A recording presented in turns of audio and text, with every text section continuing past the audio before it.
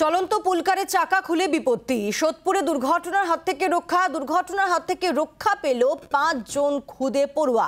দেখুন যে ছবি আপনাদেরকে দেখাচ্ছি, এই সেই পুলকার, এবং এই পুলকারের চাকা খুলে যায় হঠাৎ করে এবং তাতেই বিপত্তি। আমরা কথা বলবো, তার আগে আরো একবার যে ছবি আপনাদেরকে দেখাচ্ছি, এই পুলকারে ৫ জন খুদে পড়ুয়া ছিল এবং চলন্ত পুলকার, অর্থাৎ পুলকার তখন চলছিল এবং চলন্ত পুলকারে হঠাৎ করে চাকা খুলে যায় এবং তাতেই বিপত্তি। একটা বড়সড় দুর্ঘটনার হাত থেকে রক্ষা ৫ খুদে পড়ুয়ার। রক্ষণাবেক্ষণের অভাবেই কি এই বিপত্তি? এই প্রশ্নও কিন্তু উঠছে এই দুর্ঘটনার পর।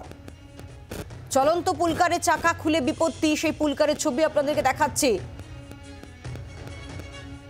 ড্রাইভারের যে উল্টো সিট এবং সেখানে যে চাকা, সেই পাশের চাকাই খুলে যায় হঠাৎ করে এবং তখন পুলকারটি চলন্ত অবস্থায় ছিল এবং সেই পুলকারে তখন ৫ জন খুদে পড়ুয়া ছিল। স্কুলের জন্যই বেরিয়েছিল তারা এবং স্কুলের পথে বিপত্তি। একটা বড়সড় দুর্ঘটনার হাত থেকে রক্ষা পেলেন খুদে পড়ুয়ারা, নিঃসন্দেহে বলা যায়। আর এই ঘটনার পর আরও একবার প্রশ্ন উঠছে যে রক্ষণাবেক্ষণের অভাবের জেরে কি এই বিপত্তি? অয়ন ঘোষাল রয়েছেন টেলিফোনে প্রতিনিধি। অয়ন, একটা বড়সড় দুর্ঘটনার হাত থেকে রক্ষা পেল খুদে পড়ুয়ারা, নিঃসন্দেহে কোথাও কি একটা রক্ষণাবেক্ষণের অভাবে এই বিপত্তি? দেখো, হ্যাঁ, প্রথমে বলে রাখি যে পুলকার অ্যাসোসিয়েশনের সাধারণ সম্পাদক সুদীপ দত্ত, তার সাথে আমরা বিষয়টি নিয়ে কথা বলেছিলাম। তিনি এই মুহূর্তে কোনো প্রতিক্রিয়া দিতে রাজি হননি। তিনি শুধু এটুকুই বলেছেন যে ঘটনাটা ঠিক কিভাবে ঘটেছে তিনি খতিয়ে দেখবেন, তারপর তিনি এই ব্যাপারে সংবাদ মাধ্যমকে যা বলার বলবেন। তবে এটা ঠিক যে পুলকার দুর্ঘটনা, বিশেষ করে গাফিলতি বা রক্ষণাবেক্ষণের অভাবে, এটা কিন্তু কলকাতা শহরের বুকে নতুন নয়। যারই একটা অঙ্গ হিসেবে আজকে একদম সকালবেলা খুব কপাল জোরে ৫ জন খুদে পড়ুয়া তারা রক্ষা পেল।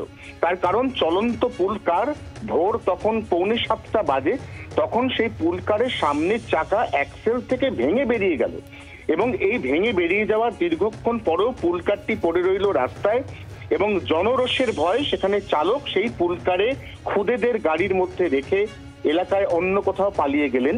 ঘটনাটি ঘটেছে সোদপুরের পানিহাটিতে এবং যারা এই গাড়িতে চড়েছিলেন খুদে পড়ুয়ারা, তারা প্রত্যেকেই হচ্ছে পানিহাটি সেন্ট জেভিয়ার্স স্কুল, যেটি দত্ত রোডে অবস্থিত, সেখানকার তারা পড়ুয়া। এবং এরপরেই তাদের অভিভাবকরা, তারা স্থানীয়দের মারফত খবর পান, তারা ঘটনাস্থলে আসেন এবং তাদের যে শিশু, তাদের যে সন্তান, তাদেরকে তারা রেস্কিউ করে নিয়ে যান। এদের অনেককে স্কুলে পাঠানো গেছে। একজন শিশু এই যে ট্রমাটাইজড হয়ে পড়েছে, তাকে আজকে স্কুলে পাঠানো যায়নি। তবে এই ঘটনায় কোনোভাবেই কোনো হতাহতের খবর নেই বলেই এখনো পর্যন্ত পুলিশ সূত্রে খবর। ধন্যবাদ। বাংলার আওয়াজ, বাঙালির আবেগ, জি 24 ঘন্টা।